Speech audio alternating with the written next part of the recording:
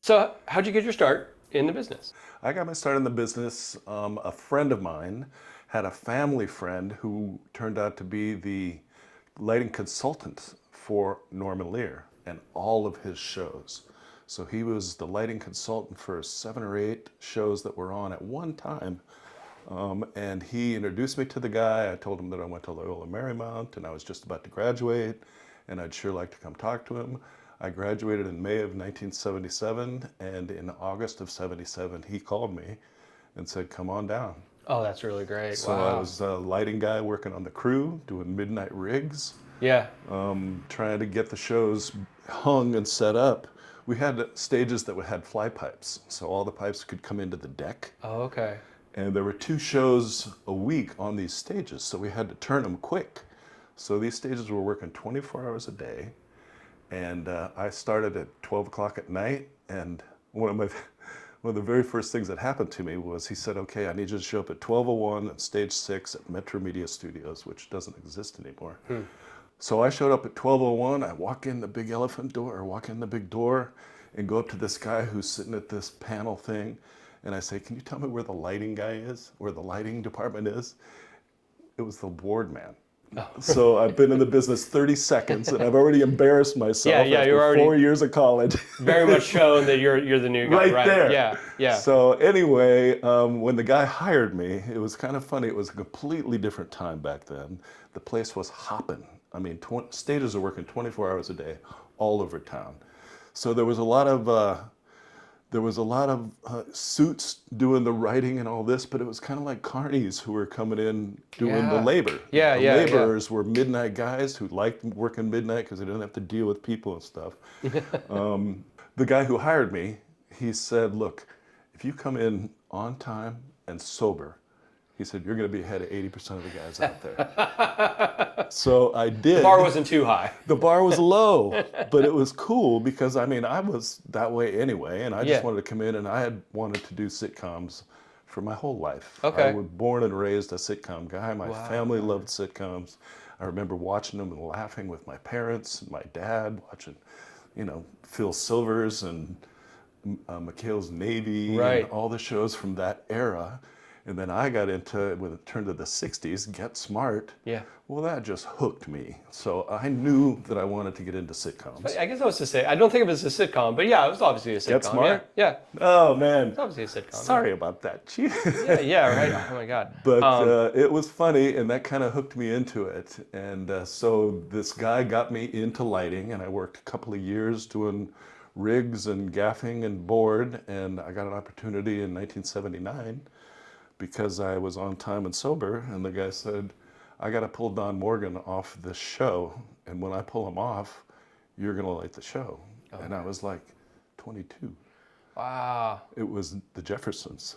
It was the Jeffersons. It was the number 7 show in the country, and this is like in the 5th season. Yeah. It went on for like 9 more seasons. It went on for a long time. So I was thrown into that. Yeah. Metro Media Square, we had guys who were all DPs / when your show wasn't up and you weren't DPing, you were on somebody's crew. Oh, okay. So I had my crew stacked with lighting directors and DPs who could help me out of any trouble that I got into. Good. And that's how I got started. And for the first couple of years, you just try to survive, man. I remember driving in every tape day or every shoot day going, God, I hope there's pictures. I mean, it was like that. I just hope there's pictures. I mean, you're as having recently more, moved into cinematography for my own work. You like the director can kind of make a false call and you can work with it and fix it with editing and stuff like that. Like if you really bone up shooting the thing, it's really not a salvageable thing. Like as a DP, you're in the position to really just single-handedly ruin the whole day's work. You can. Yeah. So the onus is really, you feel it, I think, going in, like you're saying. There's a lot of responsibility. I was doing what I'd been taught to do by guys who had been doing it for years.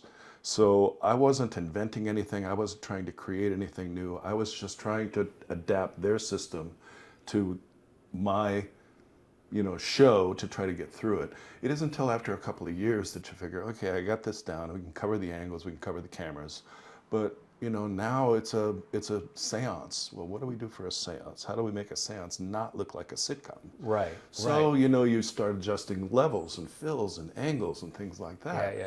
And once you start doing that, the fun starts, because you can really, in the 70s, the Norman Lear shows look like they looked because that's what they wanted them to look like. Okay. Yeah. They didn't want modeling. They didn't want Interesting. dark. They didn't want the backgrounds to fall off. They didn't want that. Bright was funny to Okay. Norman Lear and the whole company.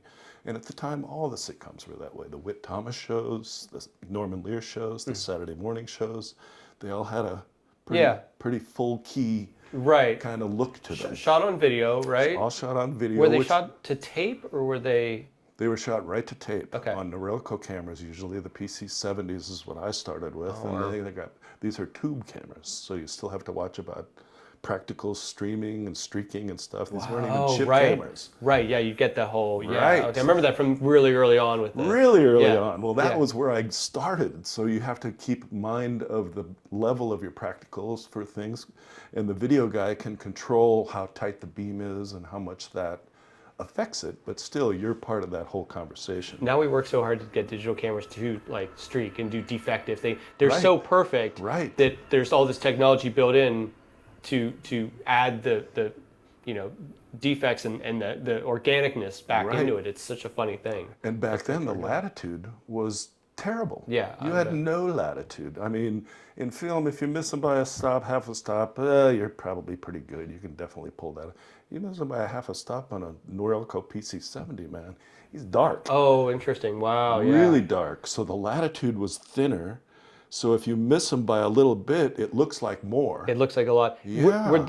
Were the lenses part of the camera at that point, or were they okay? No, they were separate lenses, but okay. It wasn't. When you go to the studio facility, they have their facility. They got Norelco PC-70s, they got Canon lenses. Okay. You get the long lenses on the sides, the wide lenses in the middle. And the lenses were built specifically for the video cameras at that point. You weren't like reappropriating. No, we weren't using like film lenses or something. Location lenses or any kind of small things. These are big studio cameras with big studio lenses, with big glass. They were nice lenses. It was a nice setup. The lens is probably the nicest setup of that era. Interesting. Because the cameras kept improving and improving, and then Ikegami came out with their chip camera, which revolutionized everything. Oh, okay. When did you start using something like that? I was on the first team of sitcom guys using chip cameras, man. It was revolutionary, and it was new, and you could get away with blowing out windows. Because when we used to blow out the windows, they would tear and streak when you panned off of them because of the tube camera. Yeah, you'd go. Now that you got chip camera, you can burn that. I had one camera operator take a camera and look at one of my lights, and he zoomed right into the element of the bulb, and you could see it. You can't do that with the tube camera. So funny. That's so cool. It was crazy. You've been nominated for 5 Emmys. You've done shows where you've DP'd like 20, 50, 100 episodes of the same show, right? As you were saying, like sitcoms, multicam sitcoms especially, exist within a certain pretty tight framework. There's a system. Over the course of the decades of your career, and on some shows that went on and on and on, what were the things you did to keep yourself interested? I mean, to keep yourself challenged and did you ever try to do stuff to stand out so it doesn't look like just all the other stuff? Doing sitcoms, you get into a routine, and it's easy to kind of slip into the routine, and you can get a little bored with a basic office or a living room and kitchen, dining room and bedroom and all that. But you do 25 shows in a season, and maybe 5 or 6 of those shows are asking a lot of you. I did one that was a musical episode. Then the musical episode, they brought in a musical director who was really familiar with how to do this. And I don't have a musical production background, but I got what he was looking for. Yeah. And the episode of the musical that we did, I was scared shitless going into it. I was clamped, man. I was tight. Yeah. But I hired a board man who was fabulous with color, who was fabulous with movers, and could put together a whole production based on one song. and got with the director and had a great crew. And we shot this for 4 days, 4 days in Okay. 1 week. And it was fantastic. Because normally you shoot We 1 day a week on a normal sitcom. In the old days, we'd shoot 1 day a week. Yeah. Today, they shoot both block day and tape day. Yeah. Yeah, we used to shoot both episodes on shoot day twice. So we'd shoot 45 pages of a script twice in 1 day. Wow. Continuous. They didn't stop and do, they'd stop and do pickups or whatever, but Yeah. the audience show would come in before lunch. You'd go from top to bottom, do the entire play, go to lunch, bring the 7 o'clock audience in, start at the beginning again, and go through. And in that iteration, if there were problems going through the show, they would do pickups and they would try to fix what they had. Okay. But even after that, back in those days, they would take both shows after the audience was let loose and they would view those episodes. So we'd be sitting on stage for an hour or an hour and a half while they're looking at both things Just to make sure they got what they got. And they'd send down a list of pickups to do from this scene or that scene or this scene or that scene. And we'd do that, but we were working freaking 15-hour days Yeah. doing Wow. sitcoms on the shoot day. I remember one of the shows we and I did. It's Bonnie Bedelia, who played Barney Miller's wife, was a guest on, and she was talking about those 15-hour days back in the day on Barney Miller. And It used to be because we didn't shoot on we didn't shoot on the block day. Yeah. Block day, you'd go in and rehearse and do your thing, and then all the shooting was done on the tape day. So you had to make sure that you got it. And would you be off the next day then, or you're going back to work after 15? Depends if it's if you're doing a Friday. There was Tuesday shows and Friday shows. Okay, wow. Okay, so Monday, Tuesday shows had the stage for those 2 days. Thursday, Friday shows had the stage for that day, and at the end of that, the weekend comes and they roll in a game show or something to do. I was on staff, so that wasn't the only thing I was doing. Yeah. So when you're not working on the Jeffersons, I was working on Maude or Good Times or One Day at a Time or music shows, Name That Tune, Soul Train. That's incredible. We worked on Soul Train. Soul Train, Don Cornelius, man.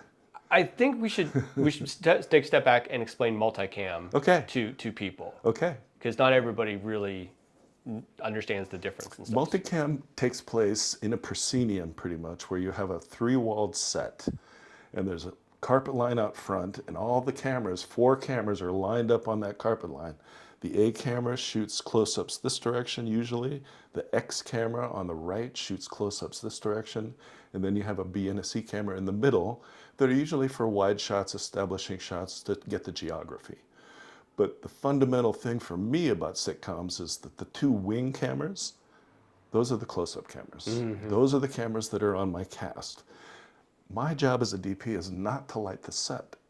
My job is to make George Jefferson look the best he can look. My job is to make Wheezy look fantastic. And you do that on these 2 cameras. So I light for the A and the X camera. These 2 shots are a little bit wider, so lighting isn't as important in terms of close-ups and what you want to see or don't want to see. But if you can light the 2 close-up cameras brilliantly and your cast looks great, they look great in these shots too. So and the lights are above, and they're again, for anybody who doesn't know, and they're preset. Like so, and you'll use stand-ins and doubles, before the actual actors show up. But the actors then have to hit their marks. The actors to some have degree to be in the light. We call it zone lighting because trying to get a sitcom actor to hit marks is, well, they have a lot on their plate because they're constantly getting script revisions, and trying to redo this and stand on your left foot when you say this or your right foot. And so I tried not to get involved in that too much. I didn't light it such that if you're out of your chair, you're out of your, it was more like latitude. It was more like zone. Yeah. Okay. So you have the kitchen, and here's the kitchen table. So you cross light the kitchen table so that looks brilliant everywhere. Then over here is the sink and the, cupboards and cabinets and refrigerator.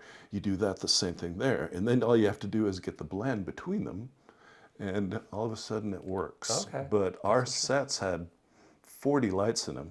Yeah. And I'm hoping that wherever they stand in that set, they're only in one. Because I don't want them in 10 lights at one time. Yeah. You don't want all this thing. I'm going looking and at stuff chin like that, shadows. I'm looking at chin shadow. yeah. I want to see a single clean chin shadow and Yeah. clean single nose shadow. Right. I'm looking for Rembrandt. Yes, the little Rembrandt. the triangle. And with this kind of lighting, cross-back lighting on the A and the X camera, Rembrandt is there Yeah. if you look for it. Height and angles, Yeah. stuff like that, you can get that. Yeah. It's just a matter of back then, we were pounding in so much fill that the Rembrandt shadow was there, but it was all washed out. Pretty, yeah. So later on in your career, you get going and you say, I'm going to tone this baby down. I'm going to leave my keys at the same level, but I'm going to start taking some of this front light down. Okay, right. And Alan Walker in Soap was probably the first sitcom to really get into some modeled lighting. Okay. So that was a revolutionary show in terms of the way shows looked I'd at never the time. heard about that as Soap. it relates to soap. I mean, I know about soap, but I just didn't know that it was. It was at the time, a lot of the old guys didn't like it because they said, it's not, doesn't look like what we're doing and we've been doing forever. No, but it looked good. Yeah. You know, it looked good. They had a lot of depth in the sets because they'd keep the lights off the back walls. Their cast stood out better. It looked better. They were modeled on the camera side. So there were a lot of things in that show that looked good. George Deeby and Barney Miller, that was another one. He did great work on it. I go back and watch Barney Miller reruns. My mom loved Barney Miller, and I would watch it reruns together when I was little.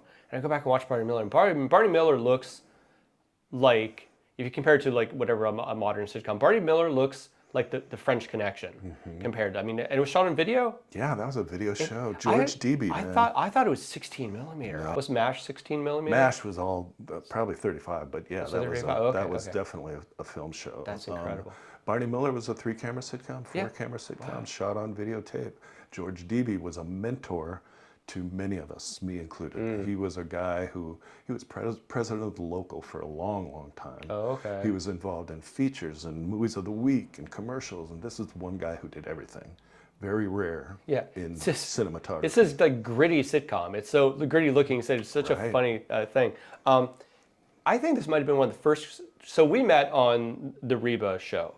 I was on the season 7, I think it was the last season I came in. That was my first job in Hollywood. I got to Hollywood in November, and I think I started that show in April or something like that, May or April, something like that. So I was new, and I'd never been on a real production set, a studio show or anything like that. And I kind of got thrust in, and I didn't NEPO in, but our neighbor, of the guys, whose couch I was sleeping on, happened to be married to someone who'd been a producer on the show. And so when I put in my resume, I think she maybe said, like, why don't you give this kid a chance? Whatever it takes. Yeah, right. They can open the door for you, but you'll still have to survive. Yes, yeah. I mean, that was my one big break. I haven't had breaks like that since then. Yeah. So. Well, however you can get in, I got in with a friend of a friend. He happened to be this big guy at the network, and he was looking for somebody who could stay sober and show up on time. Yeah. And it's like, okay, well, and once you get in, you still got to prove yourself. Of course, I still had to perform. Yeah. I still had to gap. And you have to get through that initial liminal period without anyone realizing you have no idea what you're doing. Oh yeah. Not a clue. I think one of the first questions I asked you is, why is it X camera? Why is it not A, B, C, D? Question of that's like the unanswered question of everything. The X camera is always the right wing camera. But it's not D, it's X. Never D. It's always X. Did you tell me it's because D sounds too much like B? I don't, that sounds like something I'd say, but I just know that it's always been that way. Yeah, and I don't know why. I don't know why. Because when you get 6 or 7 cameras in there, you'll have an A, B, C, D, E, F, and X. And X, but it's always X. Right. The last one is always X. I don't know. It's like the mid-out sound. MOS story, right. maybe. Yeah. Yeah. We have someone from Prague or something to thank for that. It's a very strange thing, but the X camera is always the X camera. I don't get it, but it's what it is. It's one of those. It just is. The world's full of people that think there is one way to do any given thing the correct way, whether it's shoot a movie or clean your iron skillet or whatever, right? Film is definitely full of a certain type of mentality like that. Like, there's a way this has always been done, and we need to keep doing it this way. And you might have noticed cinematography seems to be very entrenched sometimes in, there's like an old guard that says like, well, this is the way we've done it. And as technology has changed and more rapidly changing as time's going on, so many of those old ideas of how to do things are being challenged and everything. And you've sort of, your career kind of spanned a bunch of those changes.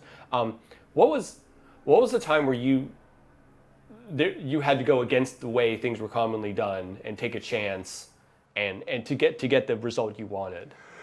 You know, transitioning from the Norman Lear look, where it's high key, all fill and all this, to something, I did Living Single, which was a black show like Friends. It was three friends who lived in an apartment, and the two guys lived across the way. And I started experimenting there with a little bit less fill and a little bit more modeling and a little bit, you know, trying to make it look better without it being too dark or muddy or whatever. Right. And I was always lucky because whatever I tried to do, my producers always supported me. Okay. Because they must have liked the way it looked too. I mean, I felt free rein always to read the script and give my interpretation to whatever this scene is supposed to be. If it's in an office, easy. If it's in a restaurant, maybe a little bit more challenging. If it's in a bedroom late at night, maybe something real sexy. If it's a seance, what are we going to do for that with little flicker lights, or what are we going to do? So it's something that constantly happens. It wasn't something that this day I did all this stuff and this day I did this. Every day of my entire career, I got to a point where it's like, phew, I think I've done it all now, so I don't have to worry about anything. And then you get the first script for the 6th season of the new show, and it's like, okay, the whole first act takes place in an ice cave. And it's like I got black people in an ice cave that are indoors with no sun, and okay, so how are we gonna do this? And then the other one with the Mission Impossible, oh, we want them to be in the air conditioning duct. It's like, oh. I did 3 or 4 air conditioning. Or you have to motivate some kind of lighting. You have to come up with something. Duct, so you work with the art department and say, put a couple of vents from below, or put something here, or put something so that I can get something going. Yeah. And the vents are usually aluminum-ish, so wherever you put anything, you get problems. Oh yeah. So it's always a challenge, but it's always fun, and it's never boring. Good. I mean, if it gets boring, it's time to, I don't know. Yeah. Even 4 or 5 seasons on the same show. Yeah. It's something I kind of liked the regularness of it, and I was always trying to improve the basic sets. I mean, you light the whole set and you do this whole thing, but the scene only takes place right here. So why do I have the door keys up, and why do I have this, and why do I have that? Let's start taking all that stuff out and just lighting where the action. Where's my cast? And as the cameras got better and better and more sensitive and nuanced, you can do that. So board op is probably something that a lot of people in my indie film world are like, so like let's talk board ops for just a second. Okay. Was Steve Castaneda, our board op. I remember him. Great guy. I grew up with him in the business. He was at KTTV when I started there, and he and I kind of grew up together on set as electricians, gaffers, boardmen. Oh, right, I didn't know that. So he went. He was a great board man, and people called for him. Guys had come out from England and out of town and want him to be the board man. Really? Because oh, he wow. was really a good board man. That's cool. So his job mainly is? His job is paying attention to the action of the series. When somebody comes in and does something like this, well, a whole bunch of stuff has to happen when an actor does that. And hopefully it has to happen at the same time, but he's the guy who affects that. So he's got the board, and it's like a mixing board for music, right? Yes, exactly. And he can adjust the levels and on, off, and everything. That's and right. Of the lights you guys have preset. That's right. So, I mean, the thing I quickly realized about how multicam kind of works is it's closer to a stage play performance way closer than to it theater. is making a film. Way closer to theater. Yeah, because you stage, marks, lights. Right. Timing. Yeah. Timing in the course of you're not shooting small little things, so things don't happen independently of everything else. Right. This all happens all at the same time. Yeah. You got an 8-page scene.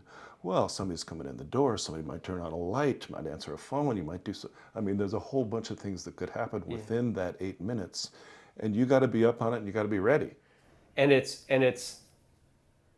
the reason all of those shows were able to be produced so quickly? It helped. Is that you're shooting multiple cameras, so you're doing all your coverage at the same time, right? It helped. When I first started, we didn't have dimmer boards. The dimmer boards were very, very primitive, and it was mostly big, gigantic deuce boards, which is a big thing that lives up in the grid that's controlled by a switch down here, but it has like 400 amps. Oh, So when you turn this on, you can turn on a whole bunch of stuff Oh, on wow, set, okay. which is great. Yeah. But usually my needs are, I want to turn these two on, so Yeah, you yeah. didn't have that kind of thing. The very first show I did that had a board, we had deuce boards all over the place. So you'd put the exterior and the things in the set that you knew you wanted to have on all the time. You'd put those on the deuce boards, and then we'd roll in a little 48 channel dimmer. And into that 48 channel dimmer, we'd put the practicals and we'd put the lights that we wanted to cue Yeah. and some other things in there. And I think everyone's seen a show where that dimmer board guy Yeah. didn't quite hit it, and course. someone just his light, and there's like that Yeah. half a second, and then the lights come on. Yeah, And yeah. you can hear We've it all on seen some of it. You can hear the deuce boards clicking on some of the older that's so shows. You can hear that. Oh, that's neat. Because there was, when you use deuce boards, you have an all up all the time, then you have your cue lights, and then you have day and night. These are all up at day, these are all up at night. And if they were supposed to be up day and night, then you had to come up with a different way. Today, it's like a dimmer circuit. You walk into any of the new stages around here, It's all got to be all computerized now and everything. it is, right? and if it's not built into the studio facility, Yeah. then you rent it. You Yeah. rent racks of dimmers and racks of power and racks of this and hook it up to a computer dimmer. And the board man isn't a board man anymore, he's a programmer. Because Yeah. many of the shows now have LEDs, many of the Disney shows that I did wanted all this music. Lots of music. So if you're going to have music, you're going to have movers. If you're going to have color, you're going to have color changers. You're going to have Yeah. this. All that's programmable. Now it's colored. Yeah, yeah. Everything. I did Shake It Up for 4 or 5 years, which was a Disney show with Zendaya, and she was a dancer. And Oh, she wow. was like 14. I mean, she Oh, was interesting. new to the business. Yeah, yeah, yeah. The very first introduction of the cast of Shake It Up is like, oh, polite applause for everybody. After 6 shows of it aired, Yeah. they came out like rock stars. Right. The Oh, that's so audience would funny. go They graduated nuts. into that. The audience would go nuts. But that show had a great big dance floor. We had par bars with color. We had moving lights. We had a lighted dance floor. And that was never my specialty. I was good at lighting faces and lighting scenes and getting sexy looks or getting up looks or whatever Right. we needed to do. But the color and the motion and the production wasn't my thing. But I hired a guy as my board operator and my gaffer who had deep experience with that. See, it's and I was going to talk to you about leadership because as a director of photography, you are the head of a department, and you have gaffers, grips, best boys, Yep.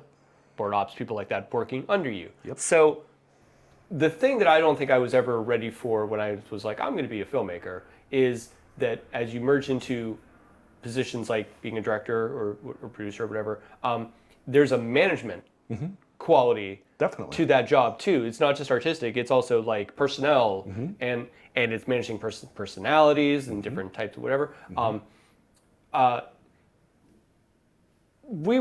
mean, for Reba being my first show, and people were telling me like, "You're lucky," because everyone on the show No is doubt. great, and everyone really was. Everyone was the nicest people, especially considering I walked in there not totally knowing what I was doing at first. But everyone was willing to help and teach and stuff like that. I think even to the where we were doing that. Jim and I were doing that Pirate Reba video thing that the whole time because we did not have a confirmed pickup or air date for that season. Remember, there was the whole thing with the CW, and I remember Michael, our producer. Yeah. After watching the video or something like that, and he's like, that was really good. I just want you to know that on no other show would you be allowed to do this. Is that right? Like, yeah. This isn't a regular thing. Because he was doing that other show with Michael Rappaport at the same time or whatever, and he was like, you would not be allowed to do Some shows are these very things strict. on those Yeah. shows. Yeah, this is a special thing. Enjoyed, and it was true. I did a couple pilots after that, and it was a different experience. Eventually, in any career, in any type of business, you're going to work with people that you don't see eye to eye with or are not fun to work with or whatever like that. What were your techniques to sort of manage? because we're not in a show, you're stuck. You're stuck with this You're person stuck for a with season everybody. at least, probably, unless something sure, happens. So for sure. you got to find a way to figure it out. So like, were there any? You don't need to name names or shows, but like, Gene Weichel. No, but you know. Most of the sitcoms, to some degree, had rotating directors. So they didn't have one guy for the whole run. Right. Or if they had one person for the run, it was most of the shows, but other people would come in and out and in and out. I knew I mean, as a DP and as a leader of the whole camera department, you have to get along with everybody. I mean, I had people come in that I knew were really tough. One of the toughest directors that I've ever worked with, but also one of the best and most satisfying and fun was Joel Zwick. Joel Zwick was a director from way back, Happy Days, and Oh wow! I mean, he has done show after show after show. He's brilliant at what he does. He had an opportunity to direct My Big Fat Greek Wedding. Oh okay. Oh wow. And he did. He took not much money for it, but he took points on the back end, and nobody expected that thing to be. Well, that what worked it out was. for him. That worked out great for him. that was well. But he did Shake It Up. He did the bulk of the Shake It Up, and he'd come in, and he was tough. Yeah. He was tough. You better be ready, and you better have your Okay, stuff yeah. together. But he never worked on script. He was always on the floor, always watching. I came in early one day before the cameras and before the cast and before everything, and there's Joel at the carpet line, looking in there going, "Hey, camera," and Yeah. he's going through the script in his brain doing his- because he's not looking at the script. He's going through the script, and he gets to this part here, and he goes, "I don't have anybody to bring him out the door," and he's walking through this whole thing in his brain. He just has it. Yeah, And yeah. he was brilliant, and the cast liked him, and he was great. Right. He's very tough, but he's a yeah. very, very, very great director. But cares about it too. Yeah. He did. Yeah, He was yeah. great at what he did, but he demanded that everybody Yeah. cared too. I mean, the thing I've found about like when people ask me what is directing, you know, like it's my whole thing is like you have to understand why this person is picking up this glass and taking a drink now as opposed to earlier. Why that's the thing. But you also have to understand how that relates to the entire scope of the movie too. So it's the micro and the macro, and you have to keep those 7,000 things kind of in order in your brain at the same time. So, you know, there's times where I always try to be a nice guy on set, and I think most people would support that I'm easygoing on set. But there's times where the energy required to be cordial is just almost one too many things. You know what I mean? And so you work to try to do that because that is energy taken away from the It is. responsibilities you have, which It are is. big on the thing. And I'm just doing little films, not huge. My thing was you can't show fear. Yeah. You have to, and somebody, I don't know who it was, maybe it was the guy who hired me, but he said it's more important to act like you know what you're doing than it is to actually know what you're doing. Because people all around you see you acting like you know what you're doing. Yeah. They're going to think you know what you're doing. It's the precursor of fake it till you make it. It really. absolutely is, Yeah. and it's absolutely correct. Yeah. No, I it's was true. standing in a set, and the director is blocking the cast and everything, and there's freaking bunk beds on the back wall, which is really tough angle to get to because all the front angles, the boom has to get in. So I have to think about two booms that want to swing around as well as the cameras and all the rest of that. So the director's standing right next to me. He goes, "You gonna be okay with this?" I said, "Oh yeah, no problem, no problem." And I look over at my gaffer and I said, "We're fucking doomed." And the producer was standing right next to him. And she heard me say that. But it's like, sure, no problem at all, no problem at all. What are we going to do? Yeah. My favorite moment in one of my films was that my producer comes up to me and he's like, so we have 7 more setups before lunch, right? And I was like, yeah. And he's like, well, it's lunch. So, okay. Damn. Those 7 setups became 1. Yeah. And handheld or whatever like that. But like, yeah, within that structure, like you sort of can't go too rogue, right? I mean, you can't really just throw a camera on and No. that's gonna You have to cause figure a something ripple. out. Yeah.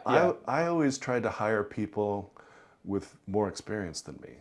My gaffers all had experience that I didn't have. Nice. The last gaffer that I hired, Kevin Brennan, was fabulous. He's done features, he's done movies of the week, he's done running and gunning out on the outside. The sitcom guys, we don't have much experience on location or outside. Yeah, right. He had great experience on set and on stage and a great personality, but he also had this experience with location shooting. Right. On Shake It Up, they took us to this great big giant foyer of one of the office buildings on the lot. And it's all marble all around the whole thing, and it's all glass on this side. And it's like, okay, we're going to shoot right here. And I'm looking at this place going, we are doomed. Wow, I mean, everything is going to reflect, everything's going to do this. Yeah. So I looked up at Kevin and I said, Kevin, you ever shoot any place like this? And he goes, about 1 million times. So you're like, okay. We're good. Yeah, you can light that. And, that's right. And a gaffer lights, does the lighting in case anyone listening. A gaffer does the lighting to a certain extent. Yeah. I mean, I always draw the print. I always have an idea when we're on set. I know what I want. Right. And I know the angle that I need to hang that light to get that angle. Okay, correct. And I'll give him the blueprint to hang, and he can rough it in and focus it. But at the end of the day, right before shooting, the day before we shoot, I go in and make sure that everything is like I want it. You want, yeah. I want and I've seen you do that on set. Absolutely. And you're crouching down because you're really tall. So I'm too tall for TV. You're trying to you're trying to get down to the height of Reba McEntire, right? Yeah. And that Reba was definitely a hard show to start because that's the cream of the crop and the top of the. That's how it could be done. Yeah. For everyone. And everyone had been there for years and years at that point. Not only did they have more experience doing the job than me, but they had more experience working together as a team than me.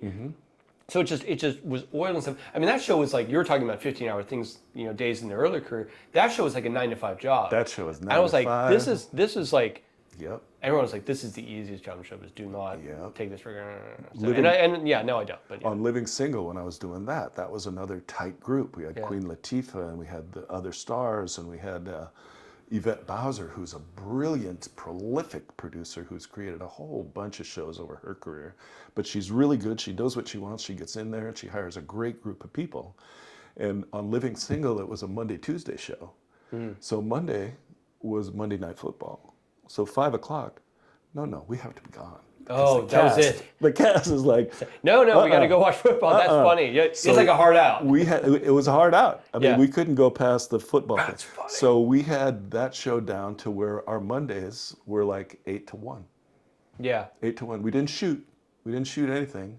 And then we come in Tuesday, totally ready after that, and shoot a show before lunch, shoot a show after lunch. And they had gotten away from 2 audiences. They had started coming in on tape day and right out the gate start rolling and try to get one in the can. And that's what we ended up doing. We were doing by the time we did Reba. And you were on Surviving Suburbia as well, right? Yeah, that's right. And I think most sitcoms do that, but I also think most sitcoms use the second take because the audience response, you can't replicate that. It's something that energizes the cast and helps with the timing and stuff. So I think most of the shows use that second audience. You're talking about directors. I did one episode of that one Alyssa Milano show. I can't remember the name of it. Okay. Who's the boss? No, it was later. It was the one set in Pittsburgh, so they did like a couple seasons. Okay. Anyway, I just filled in for 1 week when someone was sick, and James Burrows was directing it. And on shoot night, I'm down there, and they've got it's Video Village, but it was the 4 monitors at that time, the CRT, whatever's, and they're shooting, and during the take, he's not looking at the monitors even. No. He's just listening, and he's listening to the rhythm and the cadence and stuff like that. It's one of my most amazing things I've ever seen. Because he knows it's going to be in focus. He knows you're going to get the coverage. Right. That he's not even worried about that. Yeah. He's listening to the rhythm to make sure it's funny. Joel was the same thing. He'd stand at the carpet line while they were shooting. He didn't need to see the camera. He's got an AD looking to make sure everything's framed like he knows he wants. Right. But he's there watching for exactly what you're talking about. That's it. That's so funny. That's really like directing a play. Like really like that's so wild. And Reba talking about like being the head of the department, being head of whatever a film. Reba being that show, like that's the thing. Like what I learned from her is she was on time every day, knew her lines, super professional, approachable from anybody, totally agreeable. But there was a there was a line that was understood that you don't go past with Sure. her. You know, it was like And it was like working with the president of the United States, kind of. I mean, it was kind of like that. It was clear she was in charge. Yeah, and she was she really was in charge. But she was so easy to be there, be around, and so professional that like when the person the show is named after is like that, no one else gets away with being a jerk. No. Because she sets the tone. She did. You know, Steve Howie tried, but you know. But anyway, that I learned that from her, and I've tried to take that from her. But It no, starts at the top. I man. remember her doing a table read, and there's a line. She's like, "Nope, not funny." Yep. Out. It was out. There was Absolutely. because Matt Berry would stand up for things sometimes and stuff, but she was like, "Nope, it's out." That's It was clear it was her show. Yes. It was clear she was in charge. It was clear to everybody that you could talk to her at the craft service table. Yes, She absolutely. was friendly with everybody. Every season when we came back, everybody got a hug. Yeah. Yet you knew that she was in charge because she went head to head with the network a few times. Head butt. Really? Seriously with the Yeah. network. I mean, we stopped production one time because she and the network had a problem. Oh, really? Wow. So they cut and stopped production for a couple of weeks. It was like, no, this is not good. Well, the season I was on, I if I remember correctly, I think that it was resolved finally because her people came to them and said like, look, if she's wasting her time here, then that's time she could have been touring, and we're going to sue you for the amount of money with the $50 million she could have made touring. So I think CW was like, it's cheaper just to make the show. It is. Like- She made a lot more money touring than she did on Reba. Yeah, unbelievable. Yeah, that was so cool. But then also, I mean, working with Bob Saget was a different matter, but agreeable, friendly, easygoing to everybody Yep. and stuff like that. It was like you hear the horror stories, Yep. and we've known people who've worked on other shows Yep. that the cast hated each other Yep. or Been there. whatever. Yeah. I got a call the night before a shoot day that they've rewritten something into the script and they want a piano drop into the living room.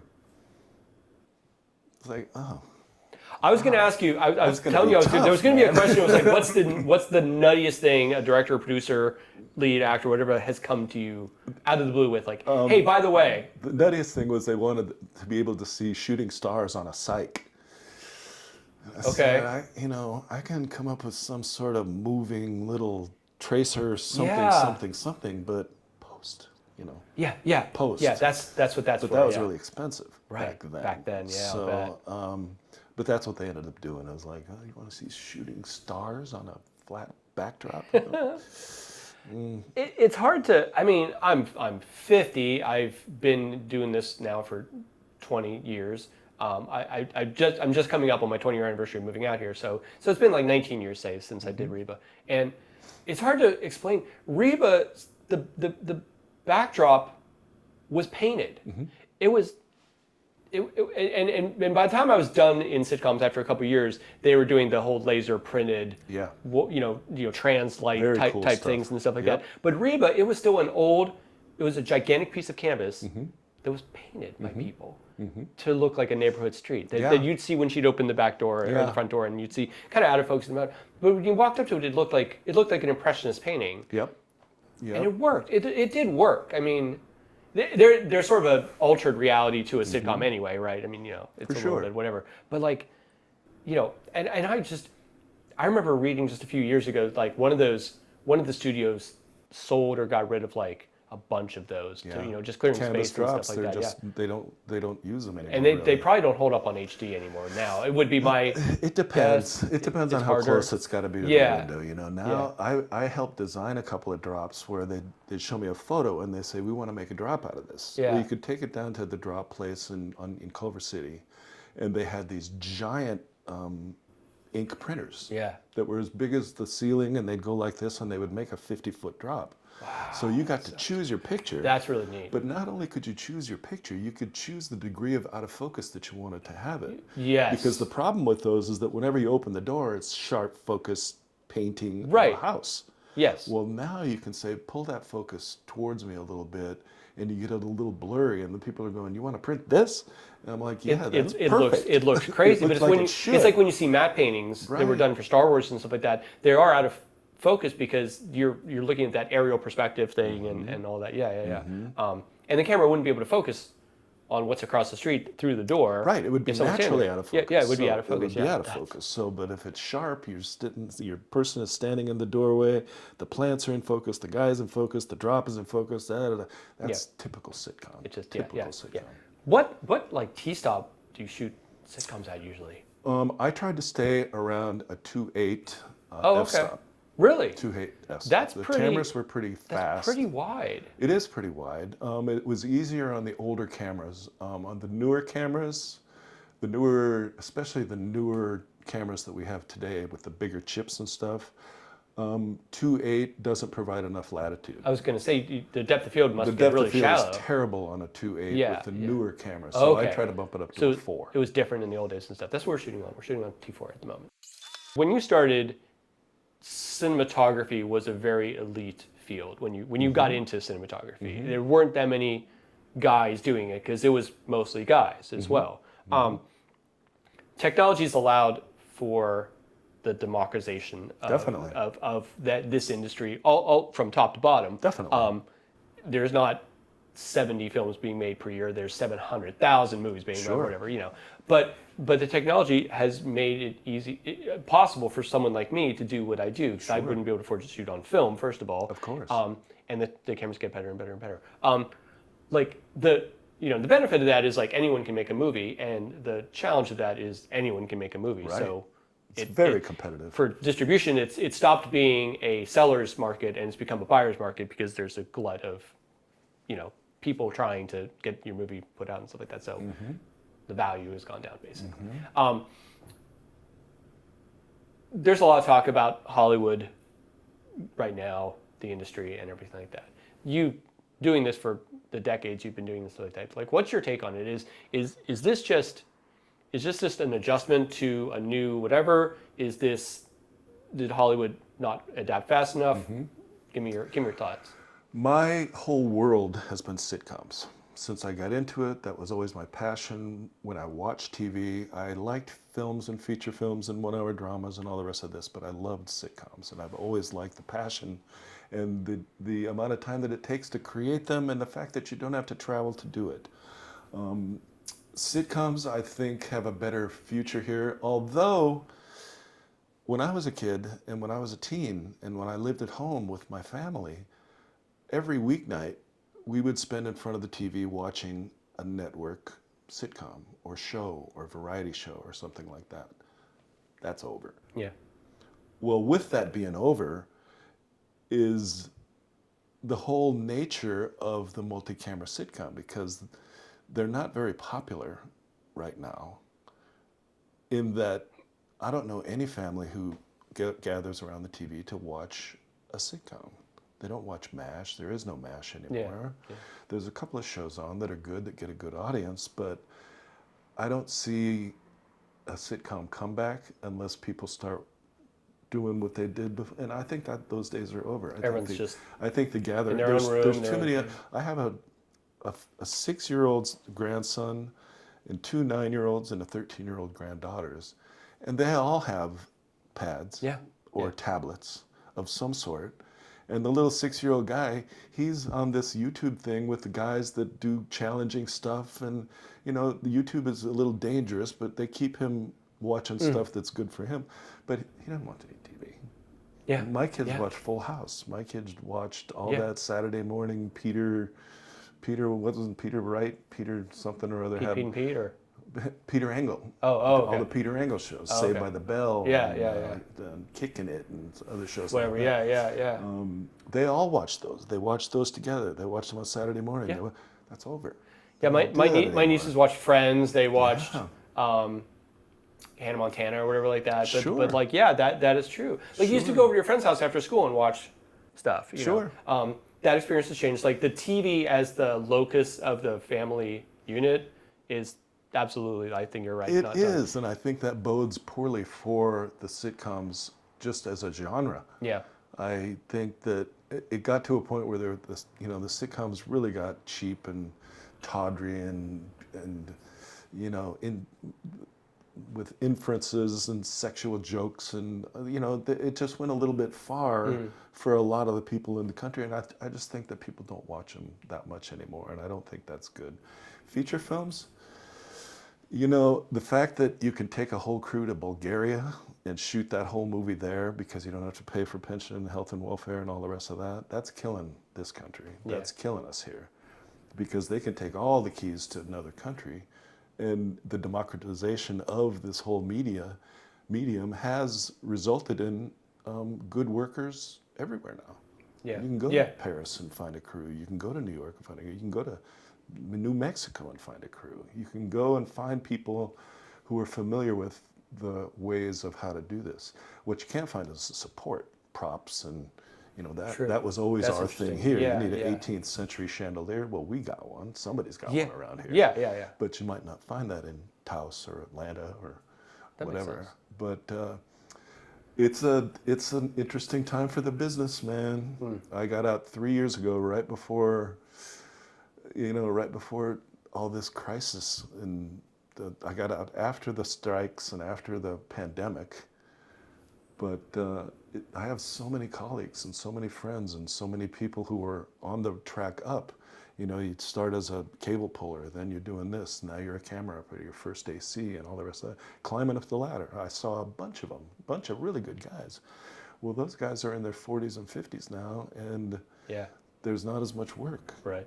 And I know a lot of people really struggling to try to make it, and it makes me nervous. I'm so thankful for my run from the time that I got in to the time that I got out. I mean, I was very lucky to have gotten in when I did. 65 sitcoms on the air, man. It was a happening time. I was turning down work all the time. You get a call, I need somebody for a Monday, Tuesday. Sorry, I've already got a Monday, Tuesday. I mean, the luxury of like having too much benefit of riches and stuff like that. Yeah, wow. Yep. And then that's about so cool. 20 years ago, that started backing off, and 10 years ago. And then when I finally decided to throw in the towel, I got one call after that from the producer that I did Raven with, but it was nixed by Disney because they wanted to go a different direction. Oh, okay. They wanted to bring in younger guys, and they wanted to bring up their own people and stuff like that. And it's like, cool, man. That's cool, man. Yeah, cool. I've been there. I did my thing. I had a good run. I'm Yeah. very happy for my run. I had a wonderful, wonderful time in sitcoms, man. Cool. But that's always been my love, really. I wasn't a big lighting fan in college. They didn't teach it very well. Getting out into the lighting department, I wanted to direct. But directing, especially in a medium like the sitcoms where it's so collaborative and there's so many people involved, you have to be a little bit more of a social animal than I am. Oops. That's interesting. And you have to That's true. you have to go have a drink afterwards with them. You have to play poker with you have to do the party thing. Interesting. Yeah, and you didn't want to. I just wasn't very good at that. Yeah. I mean, That's you got to know what you're good at, and I'm not a very good politicker, social everything. I knew my work though in lighting stood for itself. I didn't have any problem with that. So that was what always carried me through to the next show. But in terms of the social interaction and being one of the guys and part of the group, I wasn't very good at that. Yeah. So I kind of changed. I mean, you got to kind of want to do that to be good at it too. You and do if have you didn't to. want to do it, then it's a lot of right. Yeah. But then you're in lighting, and you start to realize that lighting is probably one of the most creative of all of the jobs involved in creating a sitcom. I mean, you're given a script that has, challenging scenes and different stuff to do that looks different day, night, whatever. And in that you can find art. You look. I'm always looking for the Rembrandt, man. Yeah. Always. I don't care if it's a set that I've been in a million times. I don't care if it's a brand new set. But once you learn how to light a face, then it gets fun. Because, certain faces take that little backlight that you can get a sheen on the skin, or the straight backlight for the women with the hair, and it gets really fun. It's the nuances, the little tiny things that you were talking earlier about, like keeping yourself interested. But it's that challenge too. So you're constantly chasing that. I'm always interested. You want to see that shot. You're like, yeah, that's it. That's yeah. It's like painting. It's like painting, because the thing that I miss the most about being retired is walking onto a stage and turn off all the lights, and it's completely dark. And one light at a time, you start turning the lights on and focusing them to where they go. And then you put that window pattern in, and then you put the thing in over here, and then you put that, and you're painting. You're adding, You're painting. Yeah. It's not broad painting. You're doing, I mean, I had lights that were closed up so much that it was just a little bit of light coming out, but it went on those books exactly where I needed it. That's the kind of stuff that I miss. And that's the kind of stuff that, you know, nobody sees that. Nobody sees, oh, look at that little thing, but it looked great. That's what you're getting. You make yourself, so I always found that if I made myself happy with the way the set looked, whatever the condition was, whatever the scene was, whatever the show was, if I make myself happy, then I don't get notes. Yeah. I'll get That's notes. great. That's neat. Chase that for yourself, and then Yeah, I did a show with Randy Cordray on the Reba stage one time. And he came up to my little booth in the back of the bleachers. He goes, "You don't have a ring down," which is a little phone that goes right to the video village downstairs. He says, "You don't have a ring down. How do you get notes?" I said, "I don't get notes." I don't get notes. That's fun. And I was serious. I mean, I wasn't being a dick about it, but it's like, I don't get notes. Yeah. You just you know what you're doing. You're good at what you do. Yeah, I mean, they're usually pretty happy with what I'm doing, and but you push yourself too. You challenge yourself, and you don't get complacent, even after doing it for a long time. Yeah. But if I do get a note, it's their gig. Yeah. If they don't want it to look like I've made it look, or they want it to be a little bit more, or a little bit less, this or that, let me know. Okay. I'll do it for you. That's your show. It's your dollar.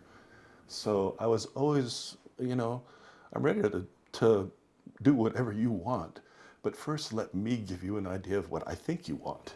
There you go. And that usually worked out pretty good. That's good advice. That's great.